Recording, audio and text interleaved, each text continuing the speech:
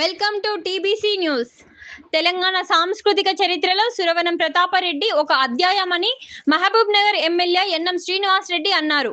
సురవరం ప్రతాపరెడ్డి గారి జయంతి సందర్భంగా మహబూబ్ నగర్ పట్టణ కేంద్రంలోని పద్మావతి కాలనీ గ్రీన్ బెల్ట్ లో గల సురవరం ప్రతాపరెడ్డి గారి విగ్రహానికి పూలమాలలు వేసి ఘనంగా నివాళులు అర్పించారు. అనంతరం ఆయన మాట్లాడుతూ తెలంగాణలో కవులే లేరనే నిందావాక్యాలను సవాలుగా తీసుకొని 354 కవులతో కూడిన గోల్కొండ కవుల సంచిక గ్రంథాన్ని కవుల జీవిత విశేషాలతో సహా ప్రచురించి గ్రంథ రూపంలోనే సమాధానం ఇచ్చిన వైతాళికుడు సురవరం ప్రతాపరెడ్డి అని ఆయన చెప్పారు. తెలంగాణ రాజకీయ సాంఘిక చైతన్యం అంటే వెంటనే గుర్తుకు వచ్చే పేరు సురవరం ప్రతాపరెడ్డి గారు అని అన్నారు. పత్రికా సంపాదకుడిగా, రచయితగా, ప్రేరకుడిగా, క్రియాశీల ఉద్యమకారుడిగా బహముఖాలుగా సాగిన ప్రతాపరెడ్డి ప్రతిభ, కృషి అనన్యమైనవి అని ఆయన తెలిపారు. స్థానిక చరిత్రల గురించి, స్థానిక ప్రజల కడగండ్ల గురించి సురవరం ప్రతాపరెడ్డి గారు పడిన నిరంతర తపనకు ప్రతి అక్షరం ప్రత్యక్ష సాక్ష్యం అని ఆయన చెప్పారు. సురవరం ప్రతాపరెడ్డి గారు తెలుగు, ఉర్దూ, హిందీ, సంస్కృతం, ఫారసీ, ఆంగ్ల భాషలో నిష్ణాతులు అని ఆయన చెప్పారు.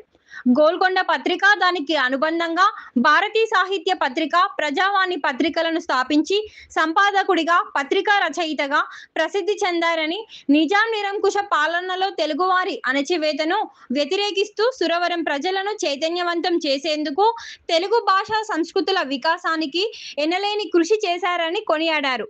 వనపర్తి శాసన సభ్యులుగా ఎన్నికై పూర్తిగా తన జీవితాన్ని ప్రజాసేవ కోసం అంకితం చేశారని ఆయన తెలిపారు.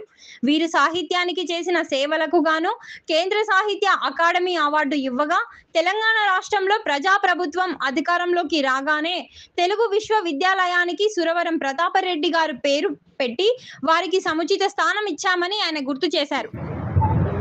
భావితరాలకు కూడా వారి సేవలను సజీవంగా ప్రజల మధ్యలో ఉంచాలని చెప్పి ఎంతో ప్రతిష్టాత్మకమైన తెలుగు విశ్వవిద్యాలయానికి వారి పేరును పెట్టడం కూడా జరిగింది. తెలుగు విశ్వవిద్యాలయంలో తెలుగు భాష అభివృద్ధి కోసం కానీ, మన సంస్కృతి తర్వాత మన సాహిత్యాన్ని కాపాడుకునే అనేక వ్యవస్థలు తెలుగు విశ్వవిద్యాలయంలో ఉన్నాయి. దానికి సురవరం ప్రతాపరెడ్డి గారి పేరును పెట్టడంతో ఇంకా విశ్వవిద్యాలయం ఖ్యాతిని గడించి ఇంకా అనేక కార్యక్రమాల్లో పాల్గొంటుందని చెప్పి మేము ఆశిస్తా ఉన్నాం.